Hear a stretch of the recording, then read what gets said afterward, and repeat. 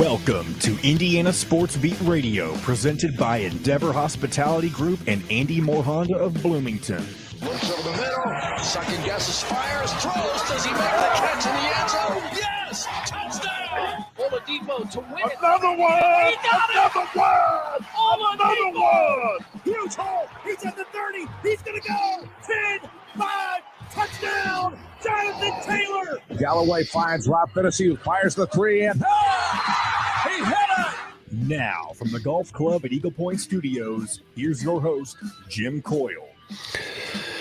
Hello, everybody. I am Jim Coyle. Welcome to another great show here at Indiana Sports Beat Radio. It is Friday. That's always a great thing.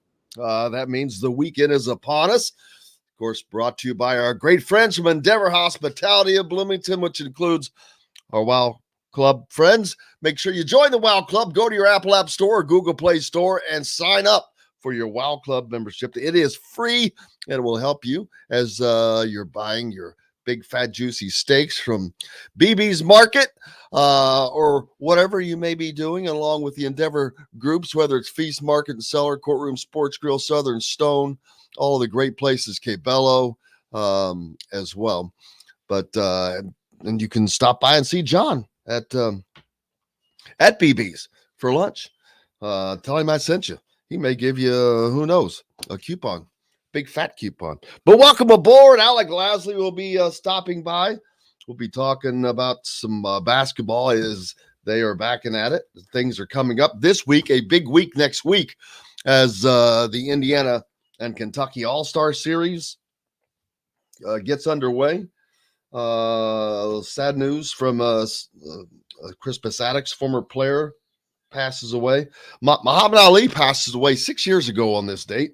I happened to be in Louisville at that time, oddly, and the cemetery was right down the street from where I was having lunch, and so we ran down there and saw the procession. But Nick Poles, I wish John was in. We've got little Joe the Wrangler in today, Joe the producer. So he has no dog in this fight on this Nickelback poll. John, the producer, out today on assignment. But man, I wish we had him in today because I want to talk about this. He put up some silly Nickelback poll on Twitter yesterday, but it got a lot of responses. And surprisingly, I was reading some of those a minute ago. I can't wait to have somebody else on here to talk to about it. Where did it go? The responses that I was reading, I was a little surprised. There was like closet. I'm not a closet fan. I'm straight out and loving it. He had a bunch of great responses. Someone said everyone sings along, but not everyone admits that they sing along. Let's see. Everyone, what was this other one? A closet went, no, I'm out and loving it from Omaha J. So he got responses from all over, man. Kind of funny. But what was his final result that he said? He put this out an hour ago. He said, according to yesterday's, I wish he could stop by. Joe, ask him if he can stop by for a second. He may not be able to. I understand if he can't. See what I can do. Yeah, but I've just got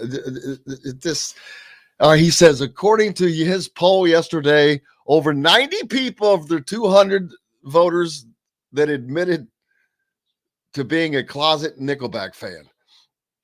That's like 40%, man. That's a lot. More than I expected. So, surprisingly. Oh, well. Hey, Alec Lasley will be stopping by, like I said. Looking for it. Mitchell Paige, also. Big Mitchell. Everybody else already jumping on the Andy Moore-Honda hotline. Tony V is there. Forrest, Ross, Michael, Justin, Tim, Five Lefts is with us. Let's see. I saw someone give a score already from yesterday's game. A Cards fan. Cubs 7, Cards 5. Cubs win. Cubs win. Cubs win. Check out the kid of the sombrero. I think I've told my Harry Carey story on here, right? I forget everything. My greatest sports story of all time is being cussed out by Harry Carey when I was a youngster working for CBS Sports, trying to get a second autograph. It was funny. In Cincinnati, as the Reds were playing the Cubs, of course. Where are we? Let's see. Let me pull up the old Major League Baseball standings and see where we are, because yesterday, in talking to, I forget who I was talking to, but we realized not only are the Reds not even the worst, no longer the worst team in baseball, they're not even the second worst team in baseball now. So shout out to the Reds. Hey, man, you start off that bad, you lose talent, man. But don't forget about that slap. That was kind of funny. Giants outfielder Jock Peterson was slapped by Reds outfielder Tommy Pham over a fantasy football league disagreement. I never heard what that resulted from. That was during batting practice, before the Reds went on to win that game. That was a week ago. But I never heard this was on May 28th. What is today's date? The 2nd or the 3rd?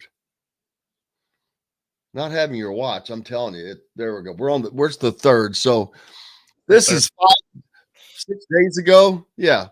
So not quite a week, but I never heard what the slap was about. But according to Peterson, he kind of came up and said, like, you remember from last year? Peterson recalled after the game, and I was like, fantasy football? He was like, yeah, that, Peterson said, is when Pham slapped him on his left cheek.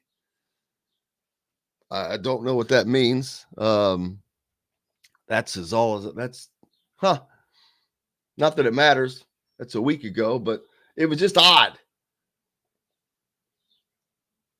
But we need odd stuff, right? But getting to the standings which is where I actually was heading to begin with, because I'm shocked that, let's see. All right. Now this is a new day. So the Royals 16-33, 327% winning percentage. The Athletics 20-33, a 377 winning percentage. The Nationals are only at 340. The Reds are at 360. So they are definitely not the Nationals are the worst team in baseball. 340. Nope. The Royals, the worst team in all of baseball, the Kansas City Royals, followed by the Washington Nationals, then the Cincinnati Reds. So there's that. But I mentioned this yesterday. I was talking about this. I noticed the Reds in divisional play are one game under 500. They're only one game under 500 in divisional play. As a matter of fact, I look at the Pirates, who are in the middle of that division. They are 9-19 in divisional play. Just kind of odd. Look at things like that. I know there's a lot of baseball fans on this side. A lot of I guess a lot of different fans. A lot of Cardinals fans, I know. But the Cubs and the Cardinals are playing, and so that's the big time series that everyone likes to watch. But the Cubs are they're second to last. 12-12. All right, the second to worst team in the National League Central. The Reds, of course, the worst. One game under 500. The Cubs are dead even. Or dead even in divisional play, and they're the second to worst team in their division. But they're only 22-29. It's not like they're forever out, especially in this league. Although the Brewers up at 33-20, that's a sweet lead. But they're only 3 games in front of the Cardinals. Talking about this division because I'm sure most of the fans or most of people's teams are in those divisions. Tim's out at Patoka Lake, enjoying today. Yeah, great, a great time to be at the lake. Yeah, I did. I wore this shirt today. And for those of you, our friends on the ref, you can't see that I'm wearing an AC/DC Back in Black shirt. In lieu of our conversations of the last day or so and with AC/DC and Nickelback, a certain fan claiming AC/DC to be white trash music. All I can say is tisk, tisk, tisk. No way. Let's see. Let's hit the Andy Moore Honda hotline. Tony V says, from the article, $500,000 for each player they can't live without. Is that an article? Where is that? Tell me where it is, and I'll pull it up and read it. How is everybody doing? Forrest. Ross is obviously happy that the Cubs beat the Cards 7-5, I think. Forrest said that he saw where Jalen Hood-Schifino and Malik Reyno are on campus. Yes, this is the time where players begin arriving, especially those freshmen getting basically finding out what's what, where to go on campus, how to get around campus, how to get in and out of the Cook Center. You're moving into your new digs, all of that stuff. I'm sure that there are fans stalking them and all of that. That's not anything that we care about doing, but absolutely, the time that they're moving in, man, and they get to start doing their deal, which is playing basketball together, and that is going to be an important. I think this is going to be a team that works very hard together. I think that Trace Jackson Davis is going to, I think in what we've seen in his most recent interview that we had with him, you know, his intent, I think he is completely serious, and his intent will be serious. And I think that he has a better understanding of what it is to be a leader this season than last. I think that he will use that in this summer session. I think he'll come together with Race and Xavier Johnson. I think Xavier Johnson needs to be one of those leaders too, even though this is only his second season here. He's an upperclassman. He needs to be a leader, not just verbally, but on the floor. Not verbally, but just by his play. But verbally, they do it in practice in the summer, making sure that those guys are just getting after it. Because if you want to have success in April, it starts in June. And it doesn't matter what sport you're talking about, you just change the dates. But success at the end starts with hard work at the beginning. If Charlie Miller was here with me today, I promise you, he'd say that very thing. The guys that have success at the end, they start working hard in the beginning. I mean, there are so many stories that are great stories out there. And I'm sure that they will do that. I will feel that. Tim says, what's Joe's go-to band, and do they sound like AC/DC? Oh, there's a question I didn't have. We need to get Joe involved. Joe? Yeah, I mean, I'm a really big AC/DC guy. I really enjoy that type of music. Right now, I'm really into a lot of Bob Seger and the Silver Bullet Band. Wow. Well, I hope it's not like I'm not like Joe. Have you ever seen the movie Joe Dirt? I have. Oh my God, it's one of my favorite movies, but it's just a funny movie. But when he says, "Yeah, I'm listening to this particular Bob Seger song," and he says, "No, isn't it more like?" And he changes it to Leif Garrett or something. yeah.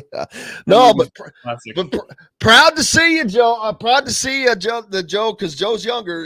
He's in the younger generation, but able to keep that alive, man. See, AC/DC, they're just a quintessential rock and roll band, brother. You need to listen to some Van Hagar, some Stones.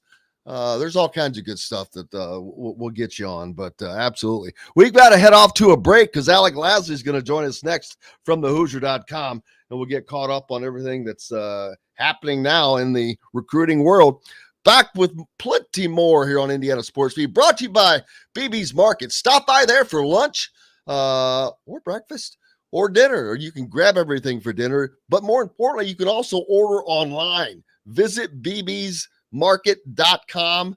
And like I said, I'm going to get in there as soon as possible and start putting together some packages. Hoosier packages, baby, that we're going to talk about for tailgating, because I also noticed later on, I'm going to be talking about some of these IU kickoff times. A lot of 8 o'clock kickoff times next year, which means a lot of tailgating, baby. But we're back with more Indiana Sports Beat Radio as Alec Lasley from thehoosier.com joins us right after this. We'll be right back to the Golf Club at Eagle Point Studios for more Indiana Sports Beat Radio with Jim Coyle, presented by Endeavor Hospitality Group and Andy Moore Honda of Bloomington. The sun is out, the birds are chirping, and the fair.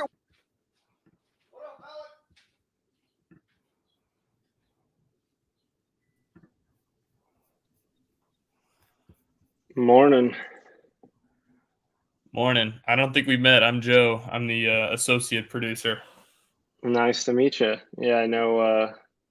I heard you're going to be on next week too, right? Yes, sir. I'll be filling in for John while he's on vacation. So get a little sneak preview today. Awesome. John's on vacation again? Yeah.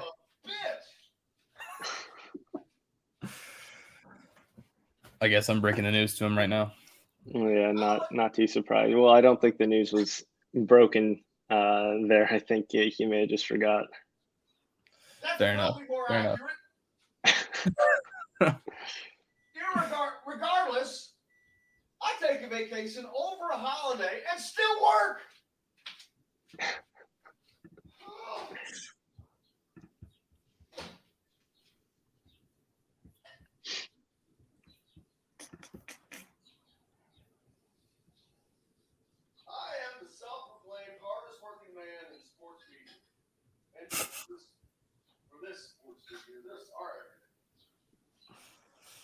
And I can't hear what he's saying right now.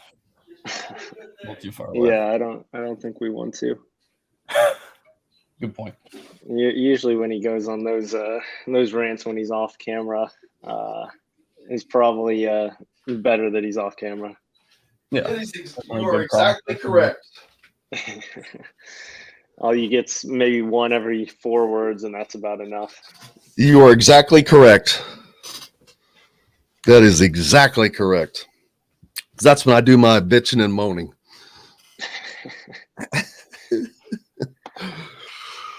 How's it going? Good, brother. Hey, what's coming up? Where's my glasses? I lost them. What is today? Nothing. No. I didn't think so. Not really. What is today? What is this? This is the 3rd. Yeah. Yeah. The 3rd. So, but back to Indy next weekend, right? No, that's June. Wrong. Back to the 27th, not to the 27th. Yeah, things kind of take. By the way, what's that, Joe? 20 seconds. Okay, thanks. RVs and pilots. See dealer for financing deals. Andy Moore Honda, Bloomington's #1 Honda dealer. Get more to your door with AndyMooreHonda.com. Come see us at the all-new Andy Moore Honda, now in Bloomington. This segment is brought to you by BB's Market in Bloomington.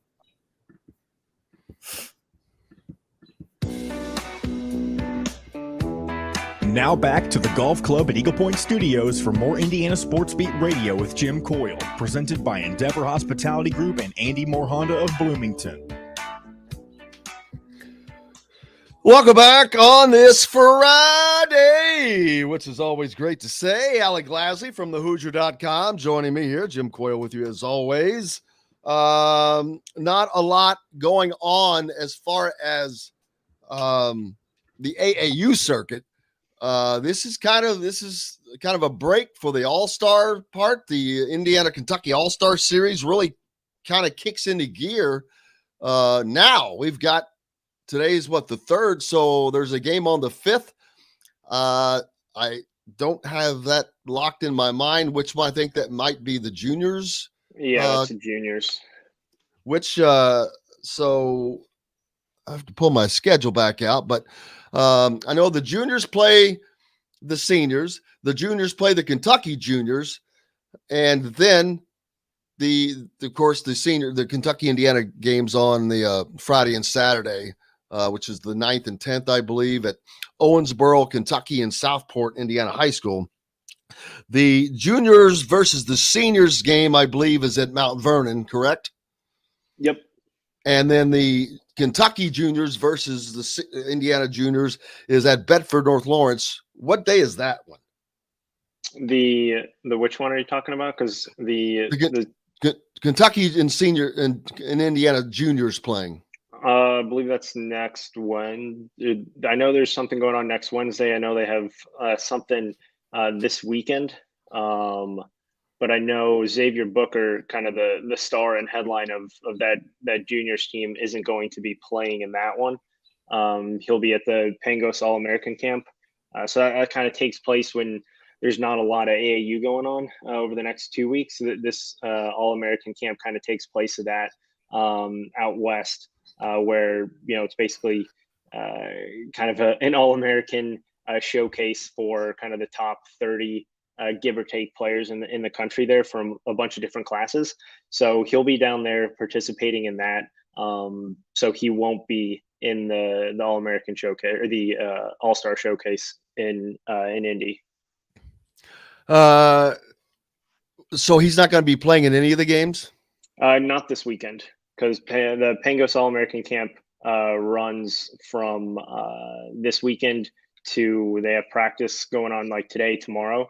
Then they kind of get going with different games on Sunday as well.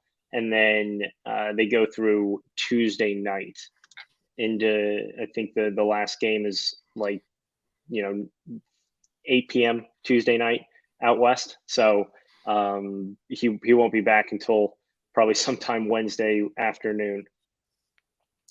But all of these games are coming up in the next week, because the next weekend is the Kentucky Indiana All-Stars. Next Friday night is in Owensboro.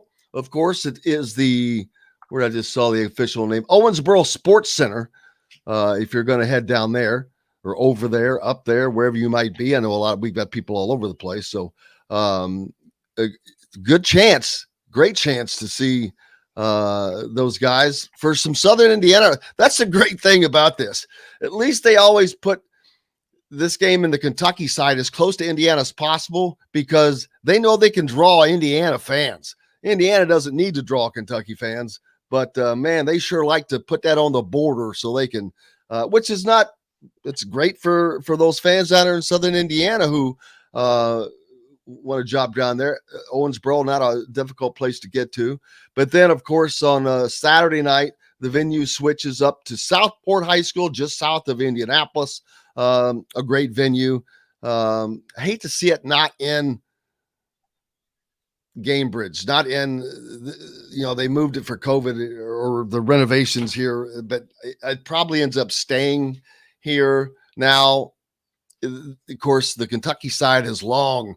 They used to play in Freedom Hall, but again, that part of that was drawing a lot of Indiana crowds, and then they just could not sustain it down there and moved into smaller places. But Indiana was able to keep theirs in whether it was Gamebridge or whatever the case may be until now. But even Southport, it holds like 7,000. So it's a pretty good venue. Yeah, I mean, I think going back to the high school arenas is just kind of better fit, right? Get that fully packed in, make it a lot more of a full crowd for these events. Obviously, it's an all-star type game, so you're expecting to see a lot of scoring, and a lot of these guys kind of, especially for the seniors, right? They're kind of last hurrah before they're off to college, and that kind of goes alongside with CJ Gunn, right? Who's already down at got to Bloomington last night, I believe. So he's going to be coming back up for that game, and then going right back to Bloomington after that. So kind of a good way to wrap up everything in this last week here. Kind of coinciding a lot of these guys moving out to their respective colleges and stuff like that.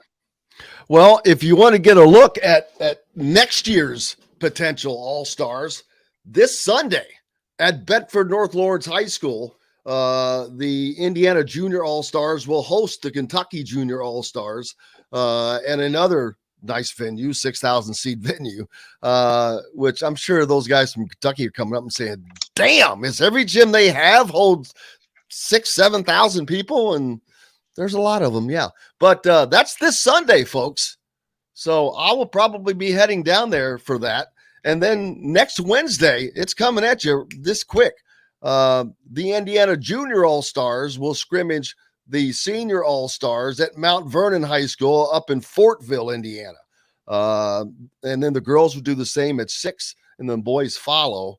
And then on Friday, the game at Southport with the both the boys and the girls, seniors, taking on Kentucky down in Owensboro. And then they host those counterparts at Southport High School on that Saturday. So everything happening starting this Sunday through next Saturday. So it's coming up right now.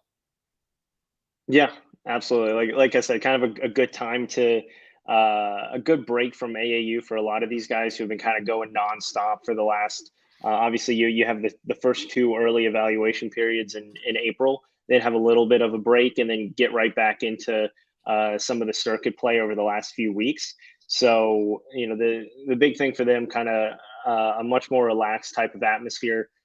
Be able to kind of play with a lot more of their in-state kind of rivals that they don't typically get to play on the same team with a lot of the times, and be able to obviously go up against a decently good Kentucky All-Star roster this year in both the junior and the senior class. Obviously, we know Indiana's dominated this matchup from both the juniors and the senior level for most of the last 20-30 years here. So we'll see if Kentucky can get back on the scoreboard and get a win in their column. But this Indiana both junior and senior class just continues to look really, really good, really strong from top to bottom. So don't think it'll be this year, and probably won't be next year as well. But Kentucky is starting to produce some of that better talent over the last few years. So it should be at least a lot more competitive than I think the last couple seasons have been in this matchup. Yeah, to say that they've dominated over the last few years is an understatement. Indiana, the record is about a 2-1 margin. I'm looking for the exact number, but it's over 100. It's more than 2-1. And they went a long time without even losing a game, maybe a decade. And most of them have been pretty lopsided victories too. So it's been pretty dominated by the Indiana side of things for a long time. And that's just, because obviously the type of talent that everyone knows Indiana produces and continues to kind of pump out each and every year, even if it's not nationally recognized. With some of these classes kind of having a down year, they're still extremely talented, and just way more talented than what Kentucky has been able to put out again over the last a decade. Not to slight that state at all, just shows you the type of talent that Indiana produces every single year. Yeah, and I think they take it very seriously. I think there's a level of pride because Definitely more so than Kentucky has, and that's Yeah. just because of the basketball aspect. Yeah, because Kentucky likes to talk about it, and it's not really all their talk really centers around the University of Kentucky, which is not a school that uses in home talent. They're a national recruiting team, so it's kind of funny, for Kentucky to make that. They try to make that claim but when it comes to true down home basketball, there's no state like Indiana, and everybody knows that. And I think this series shows it. The dominance of this series shows it. I wish I had the exact number. I'm trying to. I thought that this would find it, but I'll get it in a minute. But I think it's like 101 or something to 42 thereabouts. That's substantial. I mean, that's just not. That's dominance, man. Yeah, absolutely. Like we said, not to beat a dead horse, but it's it looks like, so it was as of 2 years ago, I believe it was 100-44, the all-time series, in obviously Indiana's favor. Yeah, and so I don't recall. Did they split? They may have split the series last year, which was a little surprising. They ended up losing a game recently. I don't know if it's the last year or two that I'm like, it's like you could tell they just let up or something. But yeah, 100-44. That's a pretty dominant number. And I think, like you said, in the last 10 years, they may have lost one game. Or it could have gone longer than that. Yeah, it was they swept every series since 2009, except for, it looks like in 2017 they had one loss, which came in I think looks like double overtime. So again, just shows you kind of the dominance that they've had in this series, and not many games being close. I think the majority of these games are 20-point wins for the Indiana side of things. So it'll be interesting because, like I said, Kentucky is developing a little bit more talent here over the last few seasons, or few classes, I should say. So it should be a lot more competitive, but at the same time, I still think these Indiana teams are just so far beyond the talent that Kentucky's able to produce from 1 to 13 on these rosters, that there's really no let up when anyone comes in for the Indiana side of things. Other than beating Kentucky, this is the only way for Indiana fans to get a shot at Kentucky now that the Wildcats will not play the Hoosiers on the regular season. Is there a reason for this to continue other than tradition? I mean, it's just so dominant. Maybe bring in rotate Ohio and Illinois or something, created a rotating series. Yeah, I mean, I think that's the only way to really do it. I don't know, how many of these states actually do some sort of series like this, though. Especially one that's been going on for so long. Obviously, you've had the history between the two states for such a long time that it just kind of seems cemented in this kind of progression of summertime basketball in both states. But I think if you were to bring in anyone, I think you look at Illinois and the talent that they have out in Illinois as a really, really fun matchup. One that I think a lot of people would love to travel to, especially if you go out and play in Illinois for one game and come back to Indiana for another one too. Maybe that's when you can expand it a little bit more to play at the United Center or Gamebridge or anything like that, where you would be able to see a lot more fans travel to these games. So it'll be interesting to see what they do. I think for the time being, it's just one of those things that are here to stay, and I don't think that's a bad thing. It's a great event all around, especially for both the seniors and the juniors to be able to participate in. But it would be interesting and I think a lot of fun for everyone involved to kind of expand this a little bit and even get some other states involved if that's what they're looking at. And it's going to be fun for just Indiana basketball fans, not Indiana Hoosier basketball fans, but just the state of Indiana in general, because this Indiana team has got some talent on it, man. You've got Jalen Washington, who is a North Carolina recruit, Javon Buchanan, who may not be as high recruited, but Jackson Edwards from Cathedral, who is uncommitted now, Brandon Norden, who was on a former state championship team with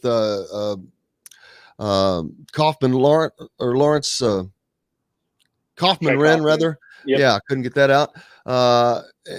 Trey Davis, who was committed to Louisville, and now is he already committed to DePaul or Seton Hall? Seton Hall. Yep. Let's see, CJ Gunn, who's going to Indiana, of course. You've got Ryan Cornwell, a South Florida recruit. Let's see, Connor Esigian going to Wisconsin. Let's see, Pete Suter going to Purdue. So you just got guys that are just, when you look down Kentucky's, you may usually see one guy that's going to I'd say a major college, and the rest aren't. But man, lots of talent on this team. And I have Braden Smith. I didn't even talk about, the Mr. Basketball, Ahmad Gerard. They've got so much talent on this team. Yeah, again, from like we talked about, from top to bottom. I mean, I think even if you look around at the recent rosters that they've had, I think you can make the case that this is even more of a bit of a down roster, just in terms of high major Power 5 talent on the roster, and it's still extremely talented. And that's the thing about Indiana that sets them apart from Kentucky in this series, is because they're so deep in their talent. Even the next kind of 5 to 7 guys who didn't make the roster would be extremely talented, and you could make a very strong case that they should have. And I know every single year this comes out where you leave off 3, 4, 5 guys who make just about as strong of a case as any of those other 13.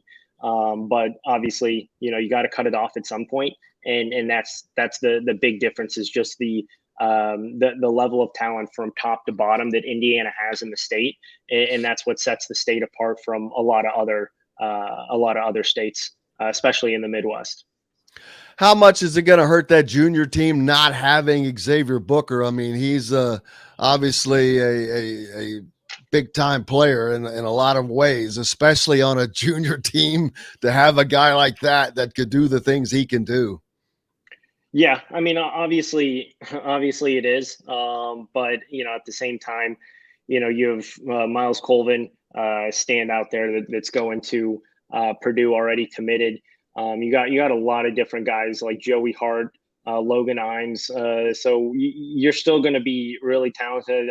I'm pretty sure Sam Morm's on that roster as well. JQ Roberts. So you have a lot of different players who, again, are Power 5 level talent, either recruited by Power 5 level schools or already committed there. So again, just kind of shows you top to bottom. Obviously, not to the extent that Xavier Booker is, especially recently getting that Duke offer, putting that recruitment on a very, very national level. Something that a lot of these other guys don't have, at least for the time being. But when it's all said and done, that junior team is just as talented as that senior team. So would not be shocked to see them kind of roll just like they typically do as well. Let's see, looking down that list of guys, Break. There we go. We got to take a break. How about that? We'll talk a little bit more about the junior all-stars when we come back, and what else we have coming up as it's all-star time. Joined now by Alec Lasley here at Indiana Sports Beat Radio. Jim Coyle with you as always. Plenty more to get to. Brought to you by our good friends at BB's Market. Reach out to them at visit bbsmarket.com. Make sure you're on the WOW Club when you do that. It'll give you great savings, add bonus points, and you end up getting some free stuff either in your Apple App Store or Google Play Store. Go and sign up for the WOW Club from My WOW Network. We're back with more Indiana Sports Beat Radio right after this. We'll be right back to the golf club at Eagle Point Studios for more Indiana Sports Beat Radio with Jim Coyle, presented by Endeavor Hospitality Group and Andy Moore Honda of Bloomington. Andy Moore Honda is Bloomington's #1 Honda dealer simply because you get the best. Yeah, right where I was, there is a hurricane coming, expected to land exactly where I was. Where were you? Fort Myers, Cape Coral. A friend of mine lives in Cape Coral. But I mean, it is. I saw the tracking last night. I'm like, son of a bitch. Well, then I lost a pair. I lost my one of the first things that happened is I lost one of my favorite and expensive pair of Ray-Ban sunglasses. I did not have a strap on them yet, and I told the guy, I said, I need to stop and get a strap. I was helping him clean the boat, and I leaned upside down to do something with the scrubber, and it fell off my head, and I looked down and I saw him. I'm like, shoot. I should have just jumped in immediately, but they had all these little barnacles all over everything, and he had shown me where he had got cut, so I was afraid, and I didn't know how deep it was, but I thought, well, maybe all right. They said, just we'll get a diver, no problem. They're $50 and they'll get it back for you. Well, now this damn hurricane's coming in, and it will upset. It'll be gone. I'm like, gosh, dang it. So I'm gonna, as soon as I get off, I would try to call, but I don't have a phone because I left my phone on the boat. We couldn't find it until he found it yesterday. It's being shipped to me, but I don't have a phone. Oh my goodness, man! I don't. You can't leave the house. You need to stay put right where you are. You can't leave. Every time you go somewhere, something happens like this. Everybody says that. Oh, and it's my right heel bruised to hell because the last night we were going for dinner with some people, and so I'm up front and I'm jumping off to try to get the boat tied off. Because it was like the golf kind of a thing, and the water will move you. And as I'm jumping, my right shoe doesn't come with me, and I land, and I don't think anything of it and tie it off. And the next morning, my right heel on that right side of my foot, because I walk like that anyway, my right heel. I don't know if you've ever had a bruised heel, but it's like fun.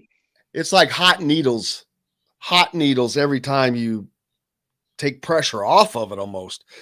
And buddy, I woke up and I was like, holy crap, I couldn't hardly walk. It's a little bit better today, but oh my God, that bruised heel takes forever. It's just stupidity. But the glasses I'm mad because once this hurricane comes through, well, that's gonna uproot everything underneath. Yeah, you're not getting them. If I could get someone down there today to take a shot with the net. Other than that, it's over, baby. They're gone. $200 Ray-Bans, my favorite glasses of all time. Cheryl at IndyHomePros.com or 317-298-0961. Cheryl Sizemore from Remax Advanced Realty. Let Cheryl Sizemore get you in the home you want today. Cheryl at IndyHomePros.com. This segment is brought to you by Courtroom Sports Grill in Bedford. Now back to the golf club at Eagle Point Studios for more Indiana Sports Beat Radio with Jim Coyle, presented by Endeavor Hospitality Group and Andy Moore Honda of Bloomington. Hey, welcome back. It's Friday, and I'm here with Alec Lasley from thehoosier.com. Make sure you give him a follow at Al Lasley and keep up with everything in regards to recruiting coverage of Indiana Hoosiers. And thehoosier.com. Go there and sign up. You can sign up for free. Do so. Brought to you by Courtroom Sports Grill down in Bedford. Great place to catch a game, have a great meal. Pride themselves on providing their guests with fresh, innovative dishes designed to please your palate and your wallet. Every item on their menu is made from scratch using only the freshest ingredients. So make sure you stop by and tell them Indiana Sports Beat said hello. We were talking about the junior all-stars when we left off because we had talked about the seniors. A couple of guys on that list that Indiana has some interest in. J.Q. Roberts from Bloomington, of course, 6'7", He averaged 15 points and almost 10 rebounds a game last year at Bloomington North as they won a Class 4A regional championship. He shot 52% from the field. Very athletic dude. He's a rebounding machine. I don't see a lot of although he is 52% from the field and 37.5% from three, which is a fairly good number off of 80 attempts. I didn't get to see that. He doesn't seem like he's as offensive minded as you'd want to see from a guy as athletic as he is. He's kind of like a Jordan Geronimo. Yeah, I mean he's a lot more raw in terms of kind of what he can do and overall skill set. When I saw him a lot last summer, he was still kind of growing into his body, learning how to use that athleticism to his advantage. Because there'd be times where he would showcase something and you would kind of be scratching your head and wondering why he wasn't doing that every possession, because he clearly has that ability to do it. He definitely grew into that a lot more this season and so far this summer in the times that we've seen him play for Indiana Elite. Definitely a lot more especially confident with his overall ability, but he also knows his limitations, and he's not going to be a guy who's going to force anything because he knows what he does well, and that's rebound the ball on both ends of the floor, be able to finish right around the rim, and not force any jump shots. He struggled at times shooting the ball consistently this summer. So obviously that's something that you want to continue to see kind of right around that. Even if it's not 38%, what he shot during the high school season, just something kind of around 35-ish% this summer that would make you feel comfortable in knowing that this is a consistent theme, something that's not just kind of a one season hit for him. But at the end of the day, he's just kind of not what Indiana's looking for, on the wing. But a guy, you look at Marquette in Iowa as two big teams for him and his recruitment that I think will ultimately kind of decide where he goes from there. But yeah, a super talented kid, really smart on the floor. But yeah, just at times really kind of struggle to kind of grow into that confidence, maybe as quick as some of these other kids do nowadays. Anybody else on that junior squad that Indiana really is looking at? It seems like everyone else is probably out of state. He's one of the few that I see on there that is really drawing interest, I think. Yeah, I mean, the only other guy just kind of very low on the list for Indiana and kind of more so from the previous staff was Sam Worm, plays for Indy Heat. Just, a really good shooter, really good wing. But just hasn't kind of morphed into that kind of guy who is really going to go out and get his more of a specialist. Didn't shoot the ball great from the perimeter this season. Had more of a down year and in a much bigger role for Carmel than he did a season ago.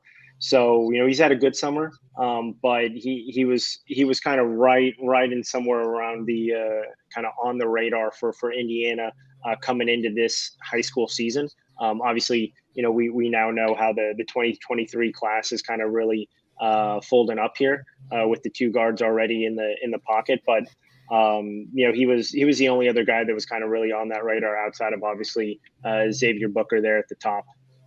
Yeah, his offers from Indiana State and Loyola of Chicago and probably others along that level. He has not reached that upper Division I line. He would probably get an offer from Purdue if Purdue didn't have so many guys like him already on the roster. I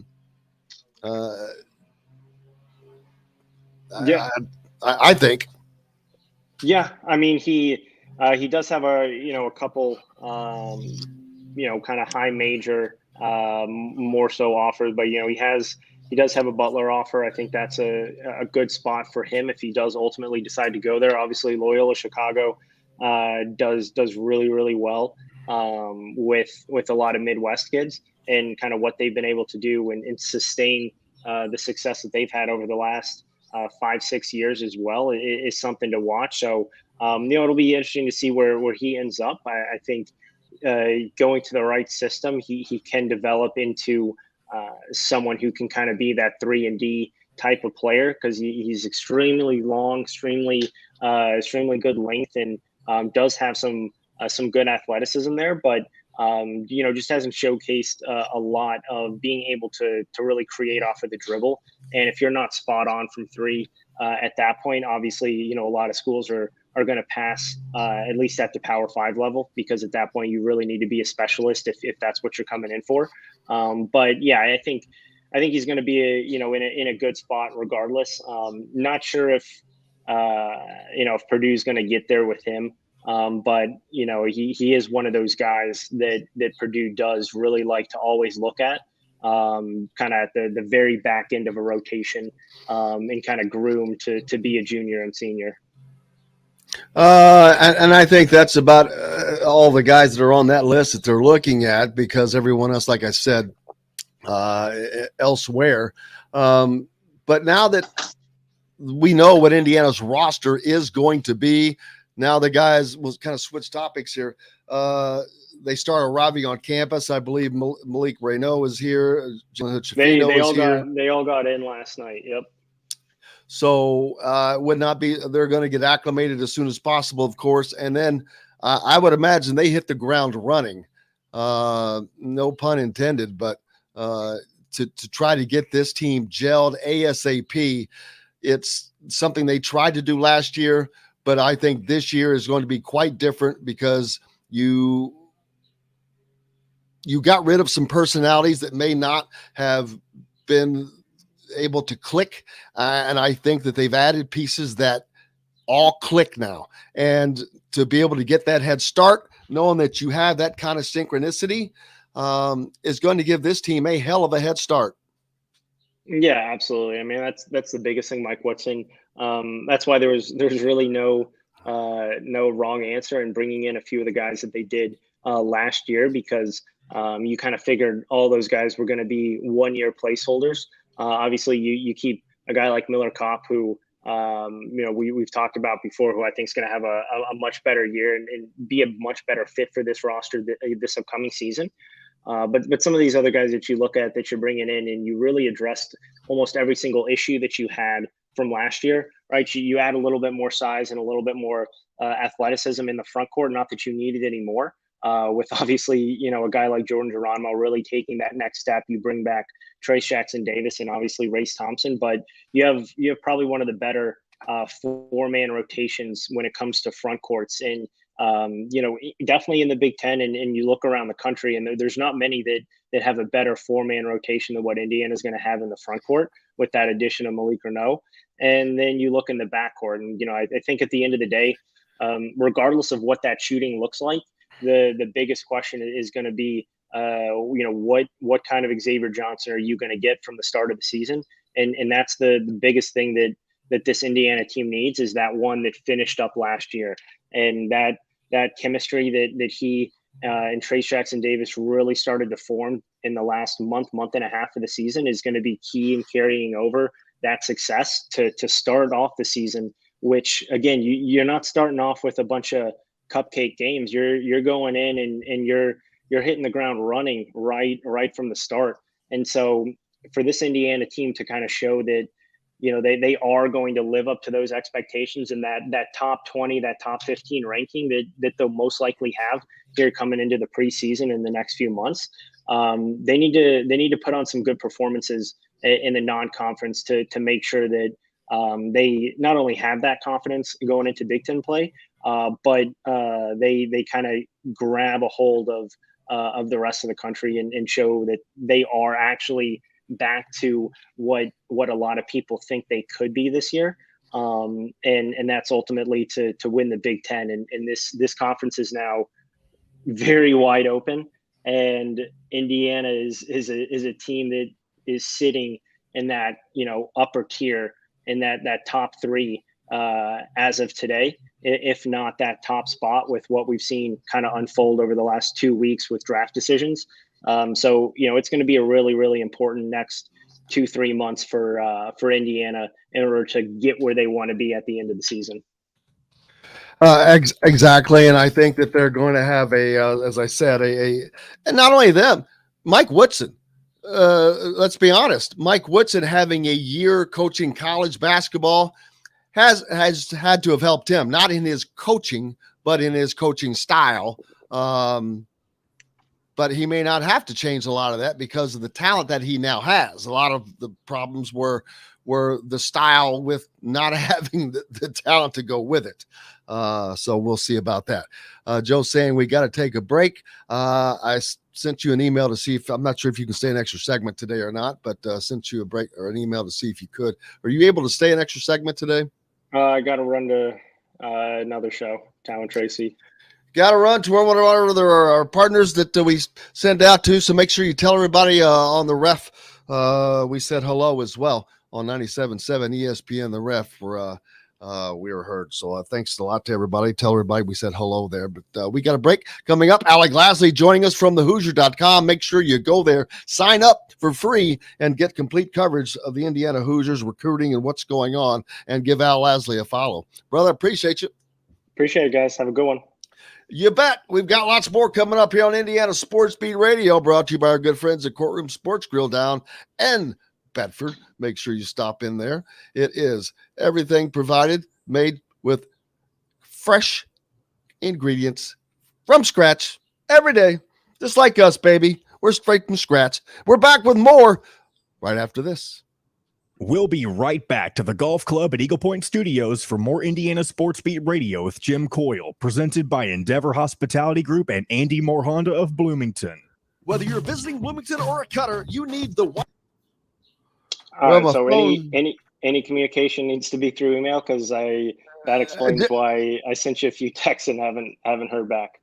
Through today, yeah, it's supposed to arrive back today. God, I'm afraid to turn that son of a bitch on when I get it.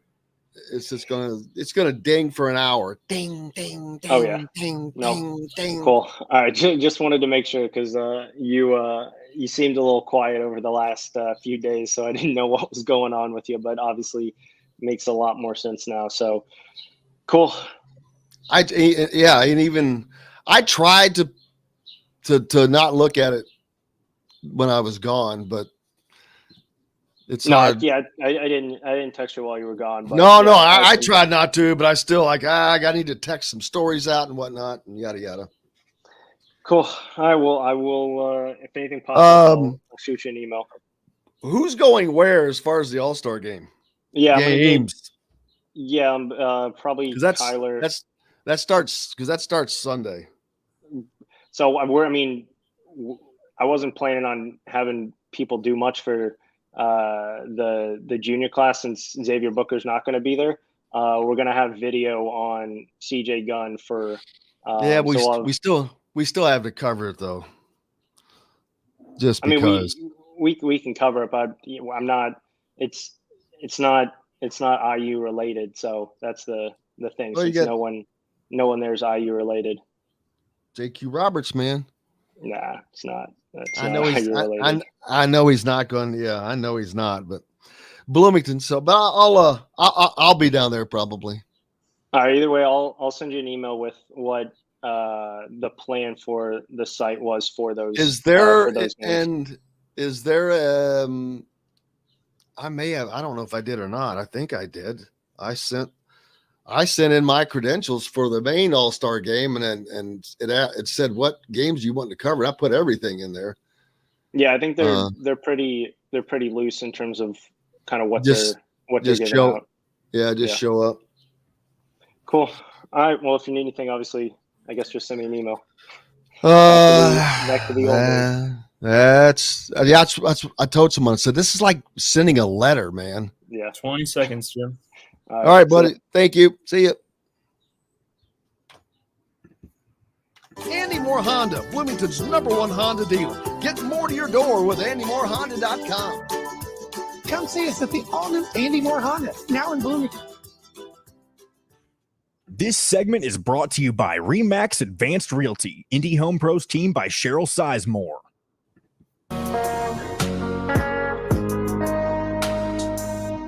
Now back to the Golf Club at Eagle Point Studios for more Indiana Sports Beat Radio with Jim Coyle, presented by Endeavor Hospitality Group and Andy Moore Honda of Bloomington. Hello, everybody. Welcome back to Indiana Sports Beat Radio on this Friday. It is a beautiful Friday out there, as a matter of fact. I can't tell you what the temperature is, but it seems just crisp and lovely because I don't have my phone. But I'm going to guess it's a nice 70 degrees. Clear, no humidity, I noticed. So what a beautiful thing that is. Golly, that's a rarity. You don't get that much around here. I was just talking. I don't have a phone because it was left on my trip that I made unintentionally, of course. Glad that it was found. But it's on its way. It is on its way. And I am so thankful to Charlie McClure, a good friend who let me stay down there. And I'm thinking of them because I don't know if it was in the break that I was talking about, but where the area where I had spent a few days over the Memorial Day weekend is the exact expected landing spot for one of the hurricanes that's forming down in the Gulf, on the west side of the Gulf. And the funny thing is, I was thinking while I was down there, I was like, man, they're probably pretty lucky because not very often is it that a hurricane would come this direction. It would almost have to come in here and make a hard right. Well, boy, that didn't take long. Nope. There's one coming from the other direction, which is kind of odd. But what sucks for me is I lost a pair of glasses, and they're right at the bottom of the pier where the boat is, just straight down. It's probably 18 feet, but they said, oh, you just got to get a diver and they'll go down there and $50 and pull them up, which I was trying to do, going to do. But now with that hurricane coming in, it will disrupt everything down there and you can forget about that. So that stinks. But that's me. Alec's right. But it's always something. It's always something. All-Stars games coming up. Indiana kickoff times I was looking at for football coming up. And, we talking yesterday, 100 days. They've already given the 100 days to football. It's only 158 to college basketball, people. Oh, it's only a nice, cool 66 degrees down there in Evans Patch. Thanks to Robert.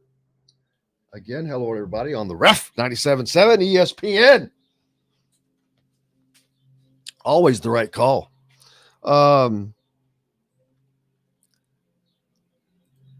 Mike Ham, how refreshing to see IU ranked at the start of the season. Man, it's been a long time. He's referring to yesterday's John Rothstein too early top 25, in which Indiana was 13th. We'll talk about that. But Indiana's football kickoff times, September 2nd, their opening game at home against the Illini, an 8 o'clock game, baby. So you've got a Big Ten opponent coming in. You're going to have all day to tailgate. You talk about fun. You better have all your steaks ready from BB's Marketplace lined up for that day, baby. We'll be grilling out. I promise you. We'll be having a gigantic. We'll do a big old tailgate. We'll have all kinds of stuff from BB's and everybody else there. We'll have Metalworks Brewery, beers. Oh, we'll have it all. With an 8 o'clock tip-off time. That one's on FS1. The next week, guess what? Idaho at home, another 8 o'clock tip-off. Back-to-back long days of getting to tailgate. Then the third week, playing Western Kentucky. Noon game. Stinks. That sucks to have a home game that's a noon game. But what are you going to do?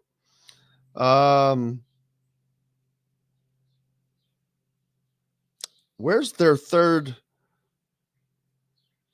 They only gave the first 6. Who and when? Oh, at Cincinnati. That would be the third non-con game. Yeah. That not listed yet, but that's on the road anyway. So, but not far enough that you can't travel. So we'll be looking forward to doing that.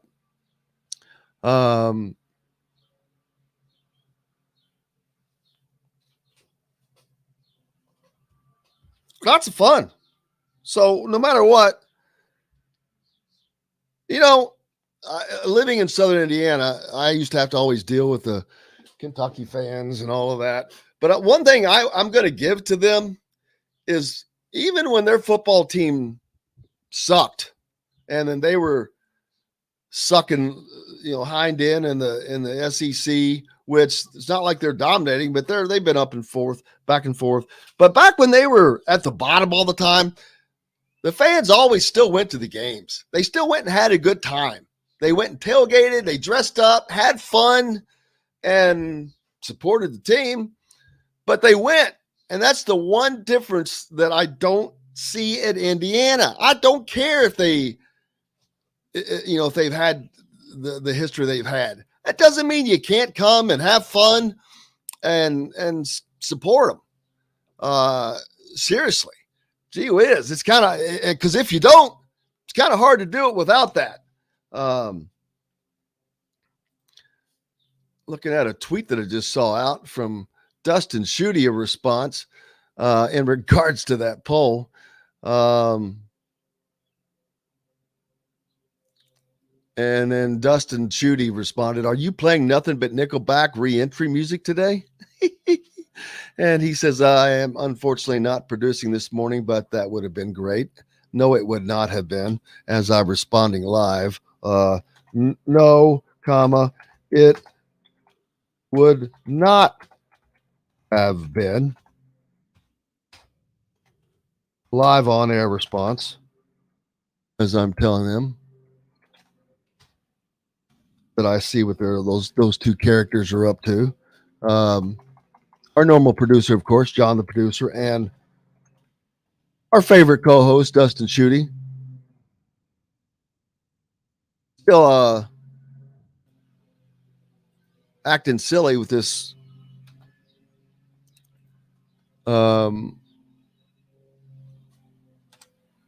who's the band? I already lost their stupid name. Nickelback stuff. How this got started, you all started this stuff, and now I'm getting sucked up into it. And even forgot what I was even talking about. Joe, what was I talking? Oh, yeah, the schedule. But I don't understand why the support, just to go out for the fun of the games. Yeah, you got to get out there, man. And a great deal of that support came from their students. I'll be honest with you.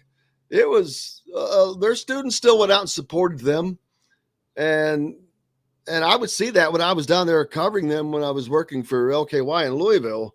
And I knew it from going to games when I was a student at IU and going to when Indiana played Kentucky. I would see that their people would be there. So a little disappointed that that's not the case. Last year, great hype and the fans responded. I'll give them that. And Indiana let them down. I'm going to tell you that. I acknowledge that. Let them down big time. Laid a gigantic egg. Just a horrible, horrible, horrible effort all the way around. But you know what? They're trying to come back and change that, and we'll see what they can do. Part of all that secrecy this year is, I heard in listening to Tom Allen talk at Huber's last week. He talked about basically he don't want anybody to know anything. They don't want to give up any advantage at all.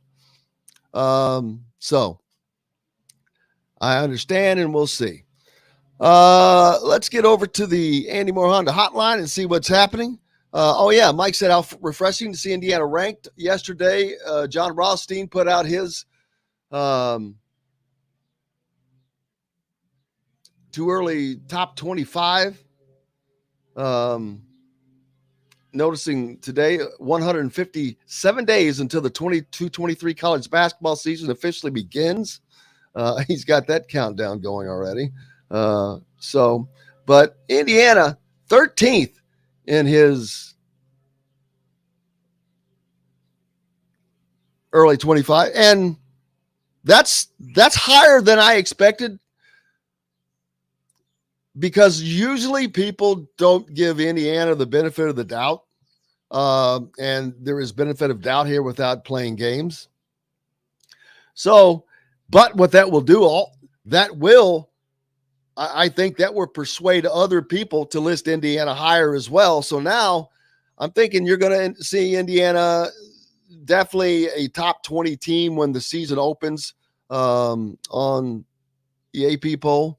We'll certainly find out. Bill, we love you. Appreciate you so much. Likes listening to us while working in the garden. Well, man, I wish I was working in the garden and doing this at the same time. And I don't even have a garden. It would be fun. I appreciate that. 66 degrees down in Evansville, like you said. Oh, nice crisp day. Chris Lewis, wondering if that barbecue guy is coming up for the tailgating. Who's the barbecue guy? We got barbecue at BB's Market, that's for sure. Whatever you need, brother. Oh, Louisville has a new AD. I did not see that. I'll have to pull that up. Kelvin Smith talking about Indiana fans or the students coming to the games gone by halftime, though. And there is something to that. Last year, they absolutely showed up and showed out. And part of they earn points now by going to games and doing all that stuff. I think it's Alabama who can track it. And if you leave before the fourth quarter, it doesn't count. And that's exactly how it should be. Stay for the freaking game. I mean, stay into the fourth quarter. Just stay until the fourth quarter. If it's a close game, then you have to stay more. If it's not, do whatever you want. I get it. But gee whiz, stay past the damn halftime. That's ridiculous. That's like just I got to go do this. That drives me nuts. Drives me insane. Gee whiz, I mean, trust me, in life, later on when the students leave, you'll regret that. There's only so much time in life. The only opportunities you get to do that, spend a couple hours. Justin says the more blue chips on the floor, maybe the more people will come. Well, I'm talking about more for football, but I don't know how many blue chips Indiana's going to get right now. But that does bring up another question. NIL. We know that NIL is basically going to be – Indiana basketball is going to draw the attention. But Hoosiers for Good is they have money. And they have the kind of money that will help land recruits. They are the only one. Not any there's only one other that I'm aware of. But anything else is not a pimple on the ass of Hoosiers for Good. They're the only one that truly has money that makes a difference, that will give a kid a reason to actually come to a school. We're not talking about, they're not doing deals like doing a signing at 3:00 at a carpet store in Columbus while a major sporting event is going on. That's not what Hoosiers for Good is doing. And that's chicken scratch money. Anybody could do that. And personally, I don't think that that's for the players. I don't think that's the number one interest in what's going on there. regardless, football NIL, Hoosiers for Good also is going to have to go to work with Tom Allen and say, what is it you have to have? Because if they can land a player, whether it's a quarterback, a running back, a particular linebacker or receiver, or one or two of them, Hoosiers for Good is the only one that's going to be able to do that. And that's where Indiana could benefit, because they're not going to be Michigan, they're not going to be Ohio State, they're not going to be able to land those guys across the board. But if you can land just the right guy in the right place and then fill it in with some other people, then you still have a shot at competing and being bowl competitive in this league. But as far as competing for a Big Ten title, that's going to be very, very tough for Indiana now going forward. And I'm not saying that to be negative. I'm just being honest with the world that we're in.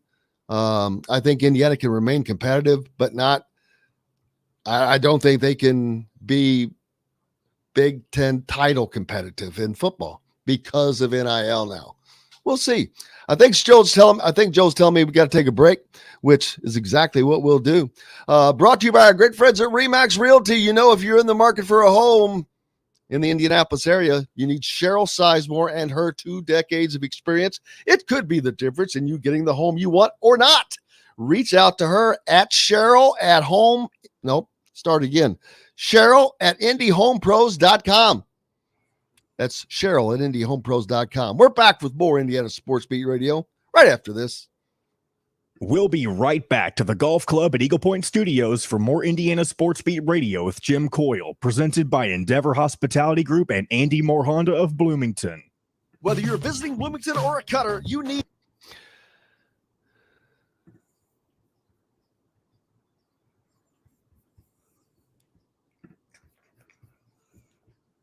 Oh, that barbecue guy. You're talking about George Leach.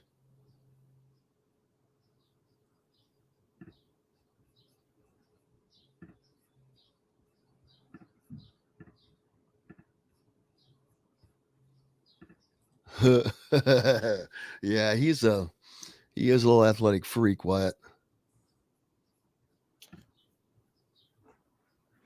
And by the way, Jim, I looked it up, and the Michigan game that I think is week 6 is scheduled for a noon kickoff as well.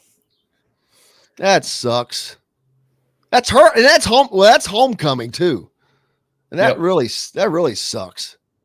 Having a homecoming noon tip off.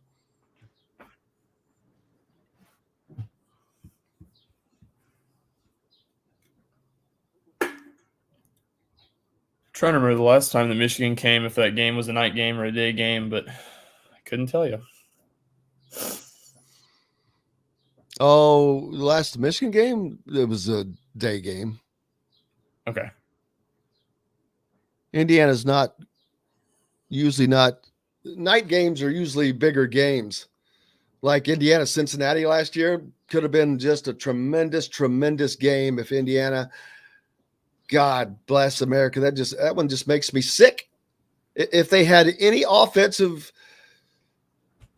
spunk whatsoever, I mean, yeah, and God dang, if they didn't lose, I'd like to have seen that game if they did not lose Micah McFadden, and they just had somewhat an offensive game. That's the sad thing. Just an average offensive game with the defense that they were playing would have beat that team, who ended up playing for a national championship. Wasn't it also about 90 degrees in that game? I don't remember. Oh, hey, I got messages. I don't know what this is from. All right, Fred Adler. All right, hey, Jim, was taking a peek at some of the recent content. I wasn't really sure if we couldn't help contribute to it with my company. We want.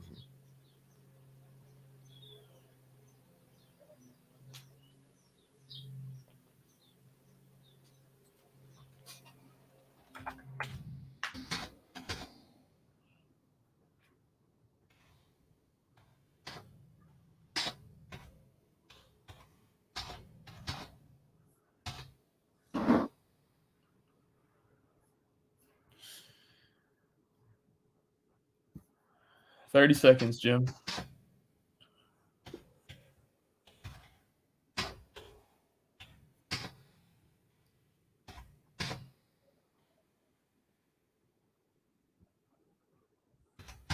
It's free. You can also find full episodes of Indiana Sports Beat Radio on the homepage or on the station every week, Monday through Friday. If we're not on a station where you live, we should be. Ask for Indiana Sports Beat Radio. This segment is brought to you by Feast Market and Cellar. Now back to the Golf Club at Eagle Point Studios for more Indiana Sports Beat Radio with Jim Coyle, presented by Endeavor Hospitality Group and Andy Moore Honda of Bloomington. Welcome back. Hope you're having a great Friday. We're ready to get the weekend started. I am. It is beautiful out there. Looks awesome. And got no plans, actually. Hopefully just chilling. Sunday, planning to go down and watch the Junior All-Stars as they will be taking on their Kentucky counterparts at Bedford North Lawrence High School. If you're within distance of that, I'd like to come up. It's easy to get to, right off of 37, of course, south of Bloomington, about 25 minutes. That gym holds about 6,000, so there'll be plenty of room. I was talking before the break about Indiana football. Michael hit us up on the hotline, says that Ohio State needs $13 million to keep football roster. What would IU's cost? Not even one. Unfortunately. But let's see what happens. It's going to be interesting to see how it changes. All the changes that are coming, so many changes. I could do, if I could do a Donald Trump impersonation, this would be a great one to, we got so many changes coming. We're going to do so many great things. It's going to be so big. We're going to get rid of divisions. We won't have divisions, no divisions. Because we don't know what's going on. Transfer, you can go wherever you want, anytime. Just go wherever you want, leave whenever you want. We're going to pay you. It's the changes are crazy. You can get paid. You can leave whenever you want. The divisions are going away. It's just a complete shakeup. And it's not just from one. It's not just the NIL. It's not just the transfer portal. It's so many of these things, and they're all hitting at once. The NCAA is in trouble as an organization, which some people might say, well, that's great. Not really. I'd like for it to be fixed, but not for it to be disbanded.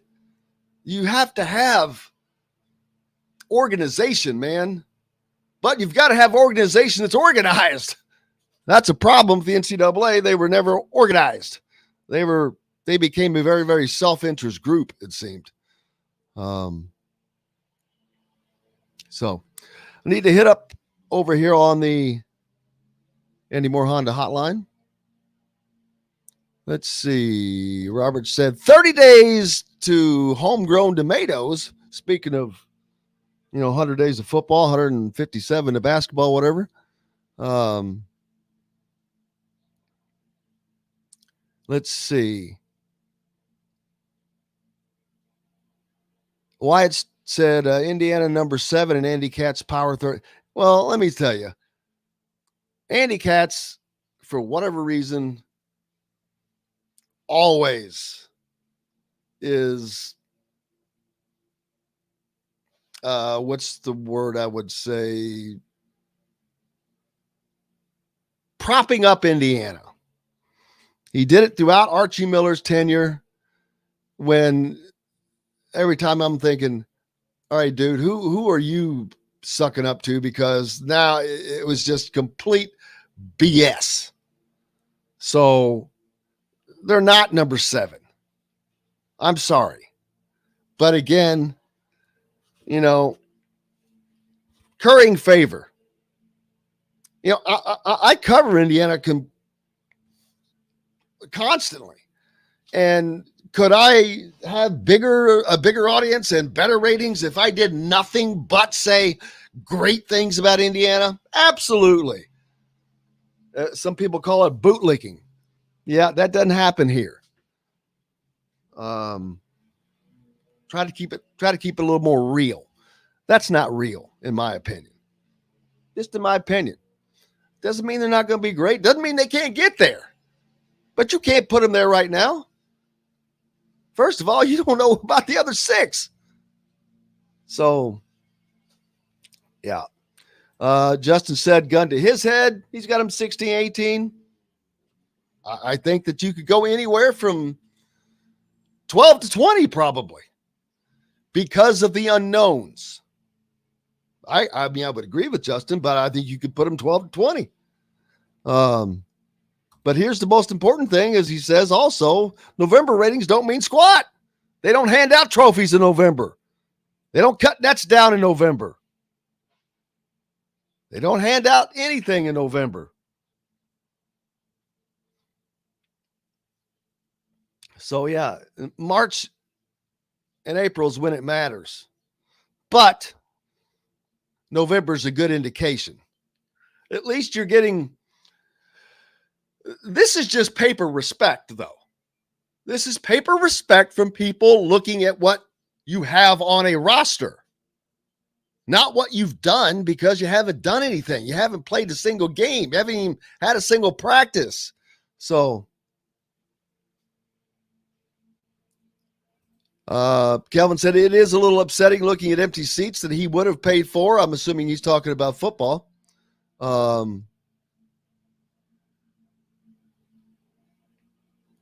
Well, you can get them anytime. Force has already had several beefsteak, homegrown tomatoes. He's down there in Georgia, lives farther down south, so he's ahead of the game. Kevin says, ask for help on the 9-2 game this September 2nd. Is it better to stay in Bloomington or travel back to Louisville? It's always better to stay in Bloomington. Always. That game won't get over and won't even finish until midnight, or maybe probably 12:30, as I'm expecting Indiana to be, well, they'll be running an up-tempo offense, so that may keep the clock moving, but they're going to be throwing the ball a lot. So they'll be stopping the clock a lot. But that game, I don't see an Indiana game ending under 3.5 hours. So that's an 8. So you're looking at 11:30, 11:45. It doesn't really matter. I've left here later than that. Before I moved the show here, I remember being here for a Duke basketball game, which I didn't leave Assembly Hall until 2 a.m. and drove back to Southern Indiana and had to do a 6 a.m. show. So, but personally, if you can stay. If you can't, it's not that big a deal. Depending on where you're going, I'll give you the shortcut.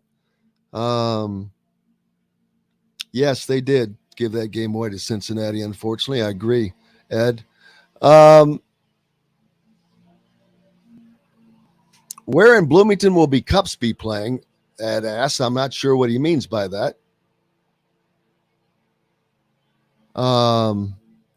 Pete says I was doing a Dick Vitale Trump. You're probably right. Now that I think about it, the cadence was more Vitale. I don't claim to have great skills in that, but I will say the dude that's on Saturday Night Live, he does a pretty good Trump. Pretty good. Pretty good. We got a big schedule. We got a lot of night games. We're going to play a lot of night games. That means you're going to get to come at night. You're going to get to see the darkness under the lights. 8 o'clock game, so it'll be a night game. You'll get to see it at night. Yeah, a lot of repetitions. I'm not political. I'm not making fun for that. I'm just making fun of the way his cadence and all that. Not very good at it, but yeah, Dick Vitale would be a little more animated. You got a clock game, baby. You got to come tailgate. You got all day. The Illini open with the Big Ten. Yeah, that would be a little more Dickie V. Yep, you got 5 lefts. You're right. You gotta purse your lips. We're gonna do a lot of great things, a lot of night games. That makes it harder for me though, to actually even sound like him. Robert Carter joining us. The Truth. I know he's down in Evansville. He's a Ref listener. Thanks to everybody on the Ref 97.7. The Ref, always the right call. How are things going in Evansville? Well, they're heading towards a fun summer on the river, hopefully. Being a river town. Mike says if November rankings meant anything, Gonzaga would have 5 banners hanging. That's true. But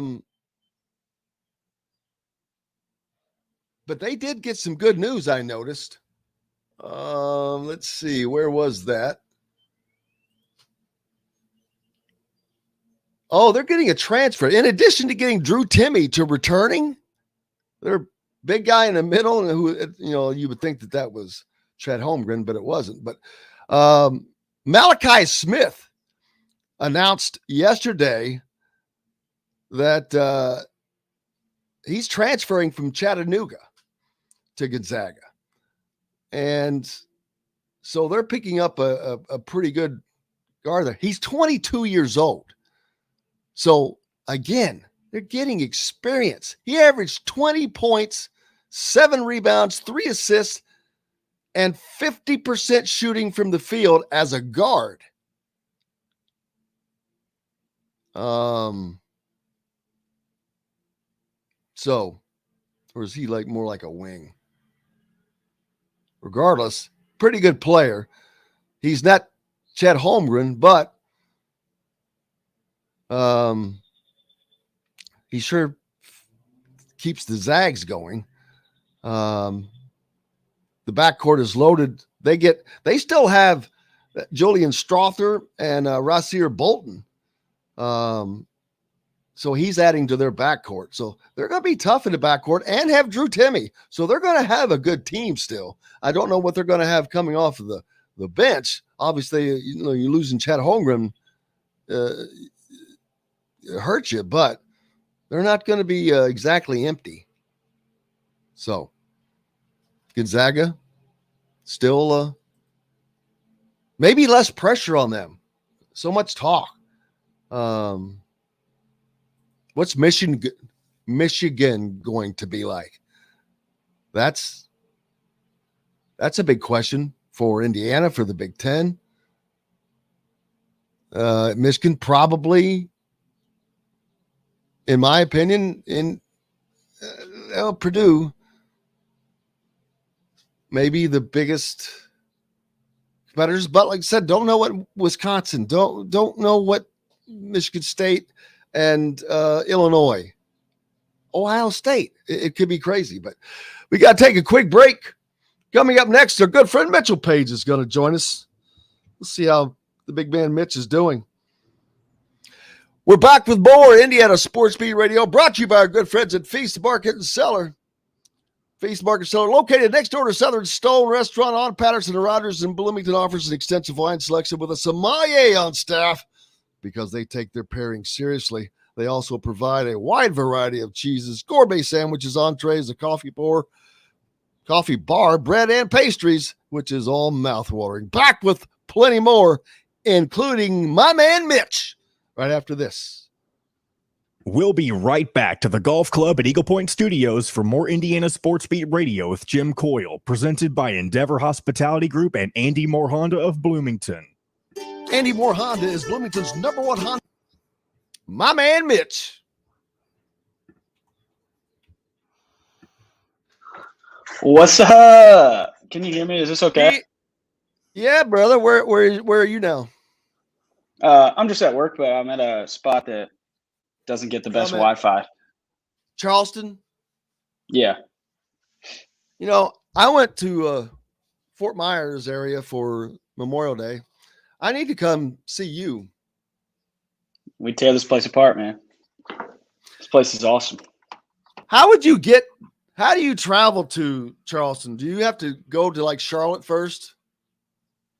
I think there's a direct. I've actually never flown here. I've driven every time. Really? I like the drive for whatever reason. Once you get to Kentucky, you get like the rolling hills, and then it gets a little mountainous through like the East Tennessee. Oh, so you drive down through Lexington, down towards Knoxville and across? Exactly. So you go over, and then you touch Ohio, come straight down through Lexington. East, you go through like Johnson City or whatever, Tennessee. Whoa. Where are you coming? Where are you originally coming from then? Indianapolis? Yeah. So you go to Columbus? Yeah. Not all the way to Columbus. It's more like through very southern Cincinnati. Very southern Cincinnati. Yeah. Cincinnati. If I were you, I'd just go straight through to Louisville and then down to Nashville. Yeah. Well, if I were driving, but I can guarantee you one thing. I won't. Yeah, the flight's super. The flight Charlotte. If you have to go to Charlotte, the flight Charlotte to here is 30 minutes maybe. My family lives in Charlotte, so it's a good city too. My brother's a retired state trooper there in Charlotte. Yeah, that's awesome. Running North Carolina. What's that? Get my running North Carolina. I'm trying to get my thing a little less blurry. I don't know why it's so blurry. Wipe it off. I'm trying. I don't use this thing very much. Don't judge me. I'm picking my shirt up here. You live on here? Oh, that's better. It's amazing how it does sometimes, isn't it? It's amazing. What are we talking about today? Well, I was going to say I haven't followed Indiana football at all. But I was going to say is I just got back from where I was going. They're getting ready to get hit with a hurricane, man. I know it. I've got some buddies. Like tomorrow. That's exactly where I was. I was like, oh, but the funny thing is, I said this a minute ago on air is when I was down there, I was thinking, I go, man, this is probably a great area that never gets hit by a hurricane because I'm thinking it would have to come in from the east and then have to make like a 180-degree turn. 317-298-0961. Cheryl Sizemore from Remax Advanced Wheel. Cheryl Sizemore gets you in the home you want today. Cheryl at IndyHomePros.com. This segment is brought to you by Feast Market and Cellar. Now back to the Golf Club at Eagle Point Studios for more Indiana Sports Beat Radio with Jim Coyle, presented by Endeavor Hospitality Group and Andy Moore Honda of Bloomington. Welcome back. Indiana Sports Beat Radio coming to you on this Friday. My man Mitch has joined us. Mitchell Paige, how are you, sir? He's just looking to get the audio going, but he can't hear me all of a sudden. He'll have to just drop out and come back in. We'll get you on here. But in the break, we were talking about he's down in Charleston, South Carolina, and I'm like, man, I need to go down there. I think I can hear you now. Mitch? Yeah, I don't know what was going on. That was weird. As soon as we came back in, it like froze up my 10-year-old computer. Probably should go get a new one. But yes, you do need to come down to Charleston. You have a 10-year-old computer? What is wrong with you, man? You can't. Yeah, that does not. It's probably like that won't work. That won't work. It works for now. It works for what I need to do. You're not going to believe this. But I just found a round trip, nonstop from Indianapolis, $110. Looks like you're coming this week. I'm going to look at what those dates are. I swear to gosh, and if there's nothing coming on, I will book that flight. That is ridiculously stupid. $110 round trip, nonstop. Yeah. It's I mean, you can't beat it. How's your golf game? I've got some golf tournaments coming up. Actually, we were talking about Charlotte. I got one a little south of there. It's in Rock Hill, South Carolina. I guess it's like an hour from Charlotte, but that's coming up in 12 days. Let's see. Mitchell is a pretty good golfer. My game is better than when we played. I can say that because I was just happy to be there. But Mitchell and raining that day. Yeah, that was the first time we ever had the opportunity to play the Pete Dye course in French Lake. It was in late November. It was absolutely gorgeous, but it was like being in Scotland in November, man. So cool. We stopped playing at like 13 holes or something, I think. Yeah, I think I finished the 9th hole by myself because you and my dad were ready. I didn't even make the turn. No, it was free. It was 10 degrees, raining from the ground. Couldn't even grip the club. We were all like a million over par. I still have those the rain checks. All right. They gave us. Are you gonna pull it out? Come on. Do you know why? I keep it close by so I won't lose it because that's the only I'm like, all right, I got to put it someplace where I will not lose it. And right there is, I always know where it is. I couldn't find my wallet that quick. I couldn't find damn sure couldn't find my cell phone that quick because I don't have it right now. Yeah, that thing I keep close by. So we've got to put that thing to use this summer. You need to come in and we need to go play there. I was up there for the Big Ten Men's Championship, as a matter of fact, earlier this season. I heard it was Ricky Fowler. Get my Ricky Fowler look going, baby. Straight bill. I like that. I kept it real flat just for Ricky Fowler. I like that. How was the golf course playing? Were they tearing it up, or what was it like out there? Well, the funny thing is, the first day, I love telling the story. Michigan State took the first day lead at 13 under as a team, 12 under, I think, as a team. Pretty good. Had a pretty good, probably maybe a 6-stroke lead over a few other teams. They have a U.S. amateur champion on their team. Then Saturday rolled in, and as did the wins. And at the end of the second day, their lead of 12 under was now +1. Jesus. They lost 13 strokes as a team. Were they still winning? Was still in the lead. Jeez. Because there is a big aluminum flagpole up there at the top near the Pete Dye statue, and it had the American flag on it at the top, but it had all of the Big Ten teams' flags on it all the way down, which was cool. But as I panned up a shot of video of that flag, and you got pole to the top, it was about a 3-foot bend.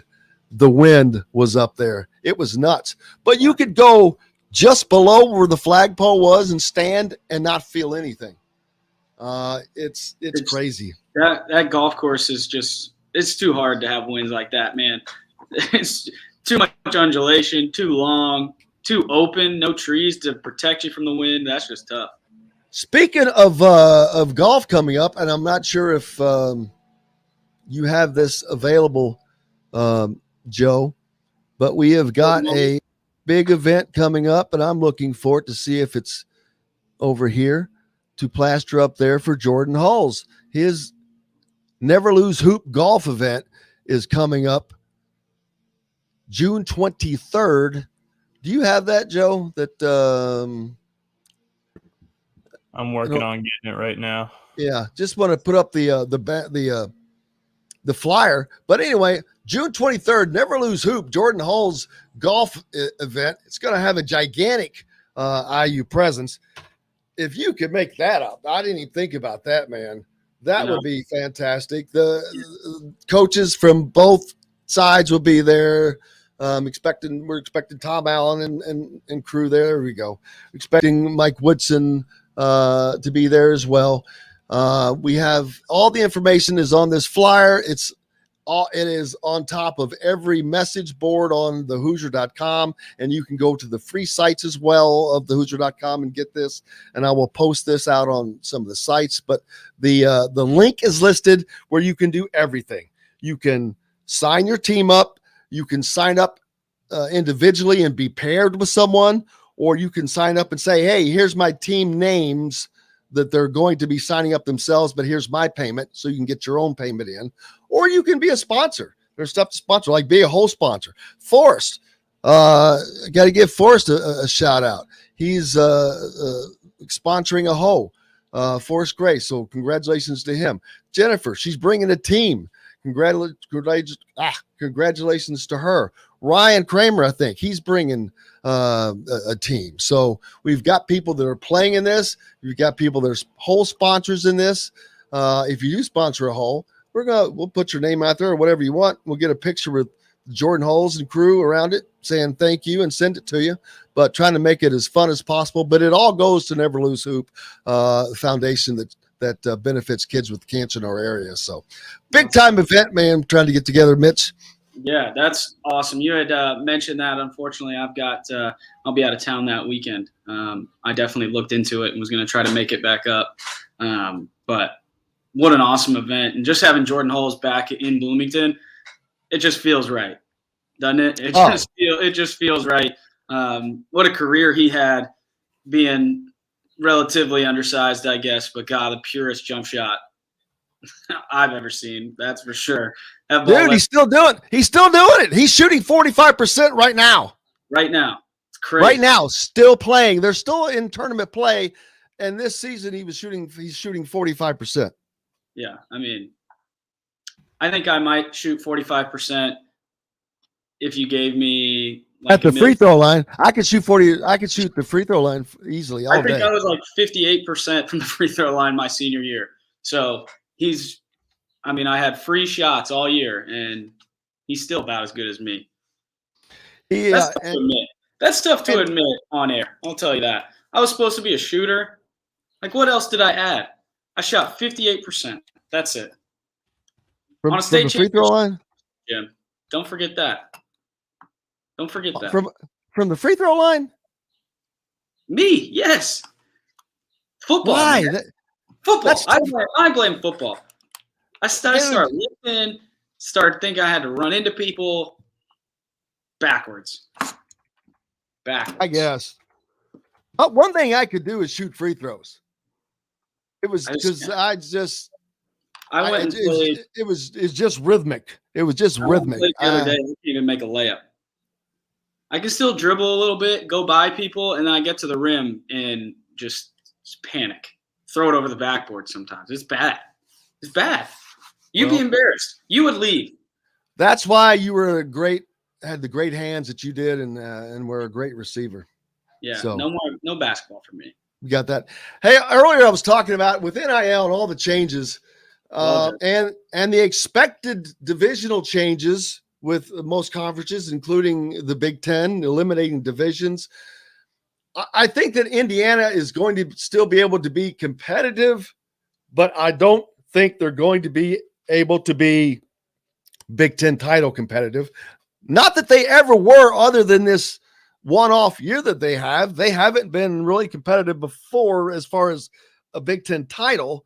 And I think that that's going to become even harder now with the Ohio States and Michigans and Michigan States and Penn States and Wisconsin and Iowas. They already have such great football support. It's kind of like Indiana basketball, how it can rise very quickly and will rise back very quickly with NIL, but NIL or Indiana football, not so much. So I'm curious, you think, let me just make sure I understand. You think it's going to be harder to get to the Big Ten championship, removing for Indiana divisions? But I guess my argument would be, like, we're not adding more games. All the teams you mentioned, except for Wisconsin, essentially, are winnable games for Indiana most years. Well, but I think that that's going to change because of NIL. I think that how are you going to convince It's the same problem Indiana's going to have, except Bloomington's awesome. How are you going to convince a kid to go? And I don't want to name any specific places, but like if you're going to pay a player, if you're paying me, I don't want to go to the middle of nowhere and have nothing to do. Like I'm sure those colleges are fun. What I'm saying is the teams that were already the haves. Oh yeah. Because Michigan has a 100,000 seat stadium that sells out every game, because Ohio State gets 100,000 a game, because Penn State gets 100,000 a game, that money just creates money. And it's a machine that now is legally able to do things they weren't able to legally do before. And they're just going to have such a bigger machine and a bigger head start that I just think it's going to separate. Yeah. I think it's just going to separate the haves and the have-nots in the, at least in the Big Ten. Yeah. It's good for, I think it's kind of a double-edged sword, right? Because there are a bunch of schools with a bunch of money that can pay players and are cool places to go.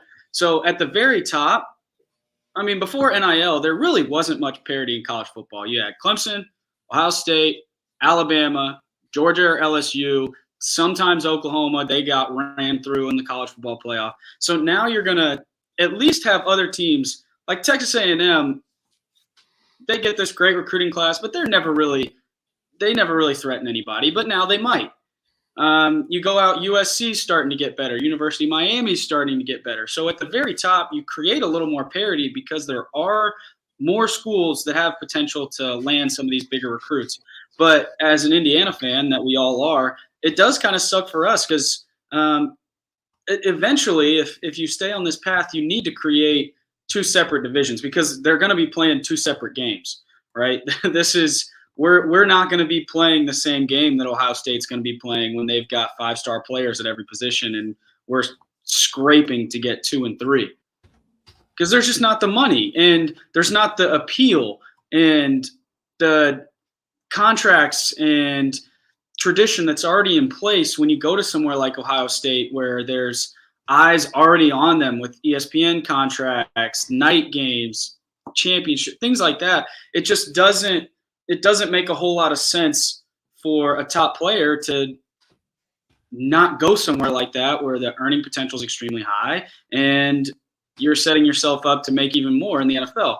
So it's a double-edged sword. There'll be higher parity at the top, more teams be able to win the championship of the best teams in the country, but a team like Indiana, unfortunately, may get left behind a little bit. And nobody wants to see that, but we've got a couple years to catch up. And I do believe we're on the right path, but we've got to catch up pretty quick, and we'll see what shakes out. Losing not great. I know that.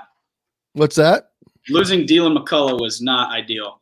Great opportunity for him, but I mean that he was one of the most important pieces of the staff, in my opinion. Not because his kids are great players, that's awesome, but having been in the building with him, he's just a magnetic personality and the kind of guy that you need. Especially at a place like Indiana when you're trying to get these recruits, steal these recruits out from under somebody, even like in Iowa or Wisconsin, not necessarily the Ohio State. So that was a big blow. Hopefully they can backfill that, and we'll see. We'll see. It's a staff of relatively unknown, except for an offensive line coach. I think offensive line coach has caught a lot of grief, to be totally honest. So we'll see. Yeah, not only did they lose a great coach, but obviously they've lost a couple of players through that as well. And it was kind of expected, but I actually was expected to lose all 3 of them, and I don't know that that's going to happen. Yeah. But there's a long time before any of these kids actually get to college, right? And with the transfer portal being what it is, who knows? That's why I don't put a bunch of stock in where players choose to go as freshmen. If they don't play every game, they're going to be available next year probably. So I don't really care about recruiting. I never have. I barely even talked to the coaches at IU before I was there. So you never know who's going to come on and never know what your team's going to look like, but it was a big loss. That's for sure. Yep. Looking forward. We're under 100 days to football season. Isn't it crazy? I love it. I can't wait. Of course, we're always looking for that countdown. Have you paid any attention to the USFL? I have not. I'm a bad sports fan. I can't even lie to you. I watch Indiana football, University of Miami football, and Indiana basketball. I'm trying to watch more hockey because it's playoff hockey is the best. But other than that, I just like to play golf. Well, I hear you, brother. I wish bruised my heel when I was down with my friend on the last day there. I jumped off the boat, dropped down probably 6 feet to making what you would call a pretty athletic move. But unfortunately, one of my shoes did not come with me. And when I landed, I didn't think anything of it, but I landed on a solid concrete platform and tied everything off and never thought a thing about it until the next morning when I got up and tried to walk and was damn near, I couldn't hardly walk. I was like, whoa, it felt like someone drove a hot steak up my heel. Yeah, but that's about as bad as injury as you can get. I know that personally. Getting old, baby. Can't do it. What's up next for the great Mitchell? Hey, we're out of time. Shoot, I gotta go. Brother, I can't wait to talk to you again and hopefully get you on again next week, maybe see what's happening. Yeah, absolutely. I'm starting to slow down a little bit at work, which is a good and a bad thing. But anytime you need somebody to fill in and talk about stuff he has no idea about, I'm your guy. We love it. The great Mitchell Paige, former Hoosier wide receiver, superstar, the guy that you love. My man Mitch. We can't wait to do it again. A big thanks to Alec Lasley as well, and everybody else. Joe, the producer, doing an incredible job right off the bat. Big thanks to him, Joe Lincoln, from down in my old stomping grounds. So thanks to you as well, JoJo, and to John, the producer, for doing a great training job. Most importantly, thanks to you guys. I hope you go out and have a great weekend and enjoy yourselves. Be safe. And then until Monday, I'm Jim Coyle. I will see you on the radio. Thanks for listening to Indiana Sports Beat Radio. Be sure to subscribe to our YouTube page for more clips and team coverage of Indiana basketball, football, and more. You can also find full episodes and tons of other content on thehoosier.com. We'll see you next time for another edition of Indiana Sports Beat Radio. I got to tell you this, Jim. Every time I come on here, the chat just gets more and more buzzing. It's awesome.